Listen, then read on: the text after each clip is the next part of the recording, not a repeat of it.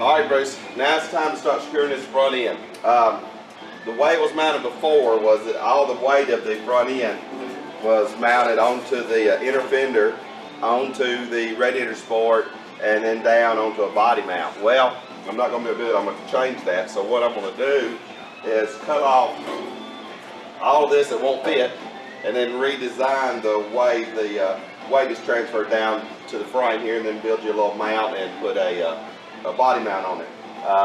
Don't know where this is going to go, but we're just going to start cutting, shoving the fit, and see what happens. First, I'm going to remove everything off of this that I might can alter later. You know, like this, I won't be able to modify or remove, but all this wiring and even this anti-lock box, I can move it around 4 or 5 inches. So try to get most of that out of the way. You can see how good this is fitting on this side. Really, really nice. I've got a piece, another piece I can put in behind there for that inner splash. And I just had to remove the bottom of that inner fender house there. And you can see how good that's fitting. Now on this side, it's going to be a little different because of your anti-lock brakes. So I've got your panel right here.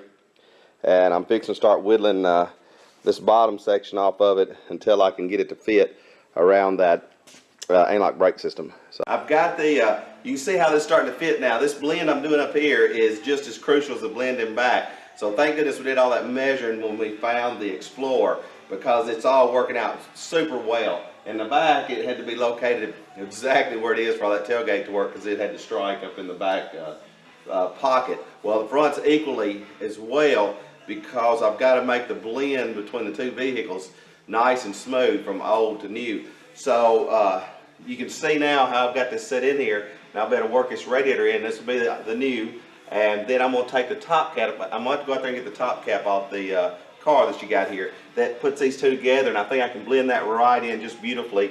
And this piece will go back on and get as much of that inner fender in as I can, and the merge of the two up front is going to be just beautiful. So my next step is find out. I got to make a piece to bracket this to secure this in place, but I don't know where all that goes till I get the hood on. I can't do all the hood till I get the hinges on. Now the hinges, you bought some new hinges, and they're nice, new and pretty, but they do not fit on this cow. I'm gonna have to do modifying to get them to fit, both of them, and then hope and pray the strike is good. But the original hinges had already blasted in epoxy, and I'm just going to make the end on this one, and then you'll have the original hinges on this car, because they fit like a glove. They bolt straight into the hole. So I just made a template from the other one over there and put it on here, and then I made you a new little end, and didn't take just a minute here, and then I'll weld that on there on the end of it. And then we'll set the hood on, and we'll work on making a front mount for that. But I just want to show you how well this blend is. I've got this radiator perfectly in line where I can come right back across there with that top plate, and that's going to look beautiful. All right, Bruce, I want to show you how I'm going to repair your hinge. I took the other side hinge and made an exact template of it, and made me some locators, and that told me exactly how it needs to be. And then I took the had some 4-inch flat stock, and then whittled you out this little piece. It'll go right there. And you'll have your original hinges, which are nice and tight, fit perfectly back here, and with the new end on there. So I think this is a lot better way of doing it than trying to put those other hinges on there. All right, now I got her jigged up, and I'll just weld her together. All right, here it is.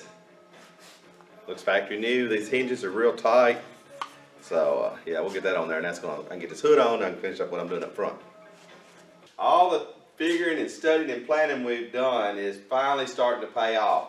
I'm starting to shoot these numbers out front to build your front end, and I couldn't do what I'm doing up there if it wasn't for all the work that we've done here. I started at the back, and I set your back exactly where it needed to be. Yesterday I had to come in here and move your post a little bit, so I went ahead and got the outline of your hatch window and your tailgate exactly to the millimeter perfect where it needs to be. Then I come in here and I set this bar in here for it's a straight edge they use to measure from here to the floor, and I've got it exactly to the millimeter. I took a little time to make it exactly where it needs to be. Then I came in here and I set another one right here and had it exactly where it needed to be in relationship to the floor, the cab, and all that. And then I've got this locked down. I've got it cinched, picked up here, and it's cinched down all the way around. Now I'm going to shoot the whole car out forward. So when I took my straight edge I've got over there and I shot that line out to here to get this exactly where it needed to be. Now when I started measuring this, I was 2.5 millimeters difference from side to side. So I had to come in here and move that post up and down to get this exactly where it needed to be. Well, to know where this needs to be, that's what makes my door fit in the pocket. So if I move that up, this door moves up. Move it down, the door moves down. And I have adjustment to push the post forward, which raises the door up, or pull the post back and it lowers the door. So those adjustments are extremely crucial. Knowing that the factory had them exactly perfect told me that I could just sit and tweak these numbers until I got them exactly the same, and they are to the millimeter of exact. So once I started lowering them down, I lowered that one a little bit, and it was showing me the door was going off, and I tried to move it forward, and it was just getting off, and just back and forth, and finesse that in to where now both doors are exactly perfect. And that tells me that this post is in its exact spot. And then if we back way on up, you go way back to the hinges. You know, I had to start with these hinges and locate them because the distance and thickness of them dictate how it sits on the post, which dictates how it sits here. So this thing is so tied together to get all these numbers, and you could not do this unless you did every one of these numbers. So in doing all that, it let me dial this in exactly where it needed to be. Now I've taken my straight edge and I will shoot those numbers on out. Now I've got a really nice straight edge out there that's really nice, and I only use one for both sides. That way if there's any inconsistencies in that straight edge, they won't show up, because if you use two different ones, they can be off a little bit. So I'll put it the same way over here as over there, and I mark exactly how far it's out. I mark the exact location where it is back there, and we're shooting for millimeters. So now that I've got all that set up here, now I'm working on setting the fenders. Your fenders inside here, where they mount to the car, are pretty bad. So I'm going to go in here and rebuild all this area right here and lock it down. Then rebuild all this area down here where it mounts and lock it down. I went ahead and secured as much of the inner fender wells and parts of the fender and front end that I could mount to it that didn't touch part of the Explorer. That way every time I bolt something in there factory, it gives it a little bit of structure, lines it up a little bit. So let me show you what it's looking like in the back. Alright, now back here in the back, this post was in about 2 millimeters right here. So I set me up a jig yesterday and locked it down. It's already locked down the floor. Poured power, pushed it right out to where now this is exactly perfect in there. I had it really, really close, but it's exactly perfect because I had to move this where it needed to be before I could set this, before I could shoot that number out to the front. Because 1 millimeter difference back here and 8-10 feet forward is going to be 4 or 5 millimeters, so it's got to be exactly the same.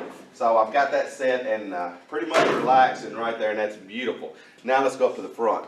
Now up here on the front, I've had to do some work on the hinges and heat them up, and I've got the hood raised up, and I may raise it up a little bit more right there because it was settled so deep. It was settled so deep right there that I had to do a little heating and bending. There's not much adjustment on these hood hinges and stuff, so you have to kind of heat and bend and get them where you want them to be. But working with the hinge and working with the fender, I've got it really, really nice. You can see how square and how trued up this is getting. I've got a little bit more work to do right here on this hood, but it won't be long. I'll have this all exactly where it needs to be, and once I get it where it needs to be, then I'll finish it up your mount. Let me show you under the hood here. With the way we had the back of the car done, and I had to lock it down for the hatch and stuff, then I was just going to work this out to have it worked out, and it is working out absolutely beautiful. You can see the location of the radiator, the height of the engine.